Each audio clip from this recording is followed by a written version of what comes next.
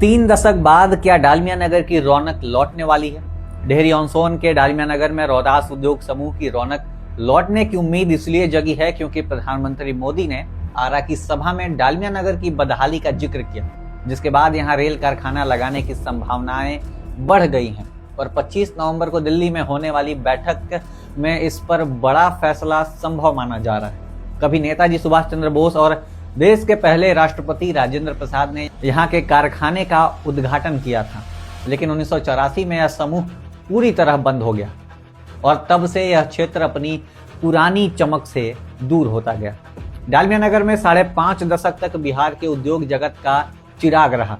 रोहतास उद्योग समूह 3 दशक से बंद होने के बाद अब अपनी खोई हुई रौनक पाने की उम्मीदें फिर से जगा रहा है। प्रधानमंत्री नरेंद्र मोदी द्वारा आरा की चुनावी सभा में डालमिया नगर की बदहाली का जिक्र होने के बाद रेल कारखाना लगाए जाने की उम्मीद और मजबूत हो गई है और उम्मीद जताई जा रही है कि 25 नवंबर को दिल्ली में बिहार के औद्योगिक विकास पर होने वाली बैठक में इस पर सार्थक निर्णय लिया जाएगा। 1932 में उद्योगपति रामकृष्ण डालमिया ने यहाँ उद्योग लगाकर इस क्षेत्र के लोगों के जीवन में नई ऊर्जा का संचार किया था।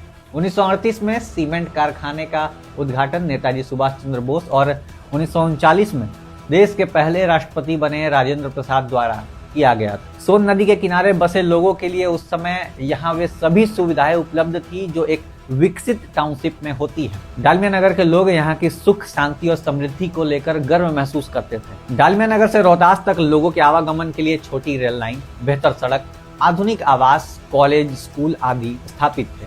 नई दिल्ली हावड़ा रेलवे लाइन पर होने के कारण अंग्रेजी शासन में भी यह क्षेत्र तेजी से विकसित हुआ और मुगल सराय, जिसे अभी पंडित दीनदयाल के नाम से जाना जाता है, उसके बाद गया, हावड़ा रेल मार्ग से जुड़े रहने के कारण औद्योगिक कच्चे माल और तैयार उत्पाद की ढुलाई के लिए उत्तम परिवहन ढांचा उपलब्ध था। यह ग्रैंड ट्रंक रोड पर स्थित होने के कारण सड़क परिवहन से मजबूत जुड़ाव रखता था। कहते हैं कि रामकृष्ण डालमिया के बाद इस उद्योग की विरासत पाने वाली अशोक जैन कंपनी इसकी देखभाल ठीक से नहीं कर सकी, जिसके कारण उद्योग बीमार पड़ा और धीरे धीरे यहाँ काम करने वाले लोगों के सिर से एक मजबूत कंपनी का साया उठ गया। परिसमापन में चल रहे रोहतास उद्योग समूह की 219 एकड़ भूमि रेलवे ने क्रय और 22 नवंबर 2008 में यूपीए सरकार में लोकसभा चुनाव से पहले रेल मंत्री रहे लालू प्रसाद यादव ने यहाँ हाई एक्सेल बोगी व कॉपलर निर्माण कारखाना का शिलान्यास भी किया, लेकिन यूपीए 2 की सरकार में यह भी कारखाना धरातल पर नहीं उतर सका। चीनी, कागज, वनस्पति तेल, सीमेंट, रसायन, स्टील, फाइबर और एस्बेस्टस उद्योग के लिए विख्यात यह समूह 5 दशक तक क्षेत्र में रौनक बनाए रहा, लेकिन 1984 में 219 एकड़ में फैले इस समूह के बंद होने के बाद बिहार के उद्योग जगत में अंधेरा छा गया।